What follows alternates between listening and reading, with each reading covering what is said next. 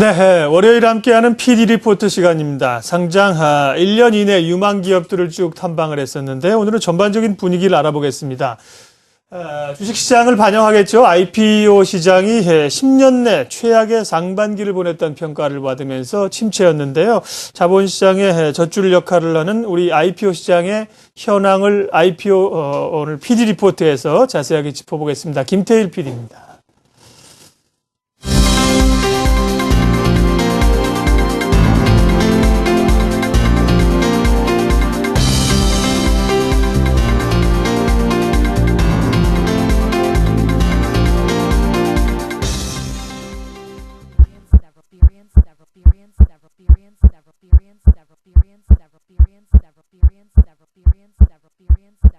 심장이 제 역할을 못하면 모든 기능들이 마비됩니다.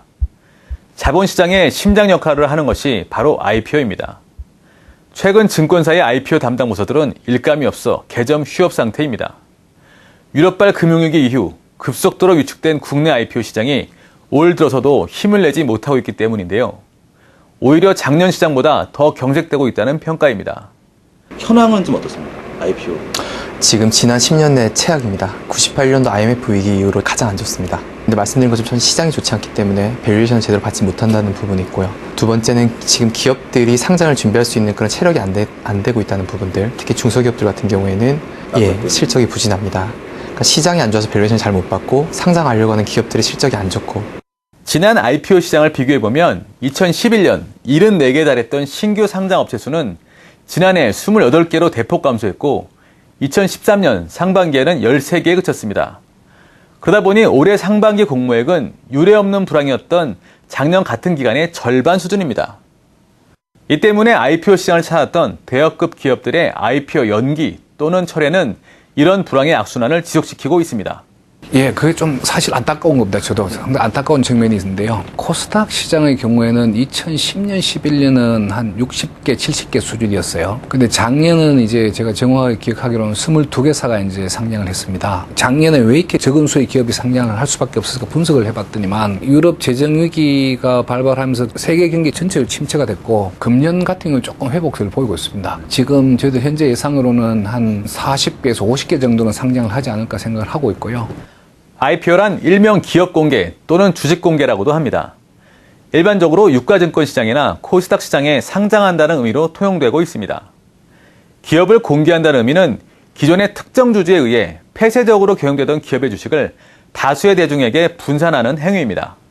이는 기업의 이익을 대주주나 종업원들만의 소유에서 보다 더 대중에게로 분산, 분배하는 효과를 가집니다.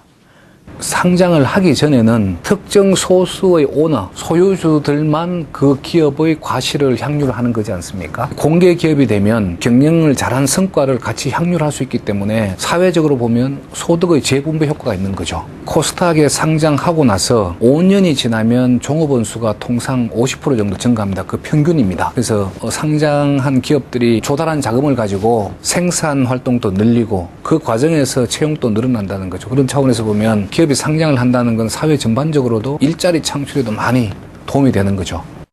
현재 국내 외부감사 대상 기업의 숫자는 3만 3천여 개.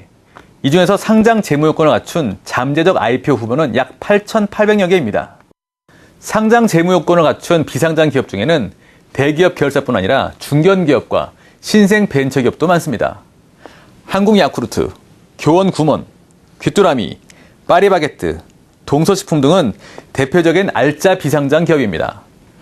오랜 업력을 바탕으로 막대한 현금을 쌓아놓은 게 특징입니다. 그럼 이런 알짜 비상장 기업들이 IPO를 꺼리는 이유는 무엇일까요? 꺼린다기보다도 이제 시장에 익숙치 않은 기업들이 많은 것 같은데요. 그 문턱이 높아서 시장으로 안 들어온다, 못 들어온다. 이런 기업들은 저는 거의 있을 수 없다고 생각을 하고요. 그럼에도 불구하고 왜 안 들어오는 기업이 있느냐? 경영 기밀 누설이라든지 또 상장 유지에 대한 부담, 이런 부분들일 텐데 저는 좀 안타깝게 생각하는 게 상장하려고 하는 기업들의 CEO분들을 만나보면 그분들도 그런 부담을 다 알고 있어요. 알고 있는데 상장에 따른 그 효익, 혜택이 훨씬 더 크다는 거죠. 그래서 이제 오는 건데 그 상장을 안 하고 있는 기업들의 기업주, 오너나 최고 경영진 입장에서는 이 상장을 하였을 경우의 이점, 이런 부분들에 대한 좀 이해가 부족한 게 아닌가 그런 생각이 많이 들어요. 그래서 그 부분 참 안타깝게 생각을 하고 상장은 투자와 고용, 이윤 확대, 세수 창출로 이어지는 선순환의 고리의 출발점에 있다고 할 수 있습니다.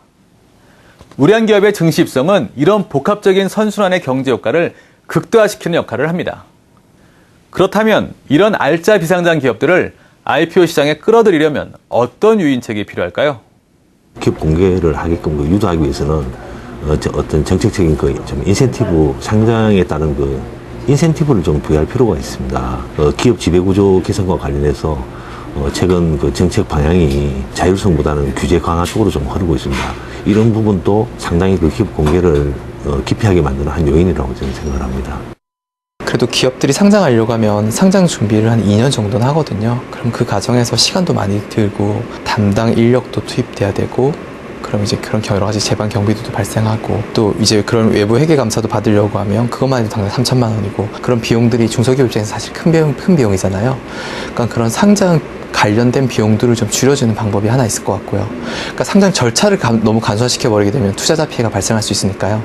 상장 절차는 유지하되 관련된 비용을 조금 거래소가 보조를 해준다든지 하는 방식이 하나 있을 것 같고요. 또 그럼 어떻게 해야 오느냐 문제인데 그분들 입장에서 아까 이제 제가 그분들이 잘 이해를 못하고 있을 수도 있다. 상장의 효익에 대해서 그걸 홍보를 더 해야 되고 첫 번째는. 두 번째는 혹여 만약에 상장을 하는 데 따른 부담이 뭐 그분들이 생각하는 혜택보다 크다면 혜택을 더 줄 수가 있죠.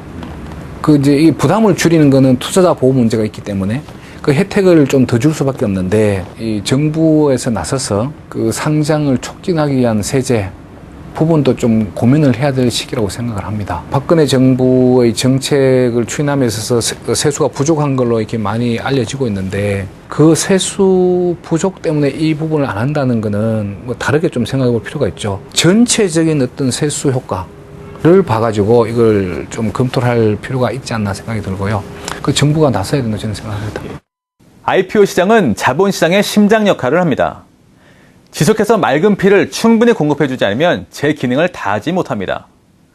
우량 비상장 기업 가운데 10%만 증시에 들어와도 국내 자본시장은 크게 업그레이드될 것이라고 합니다.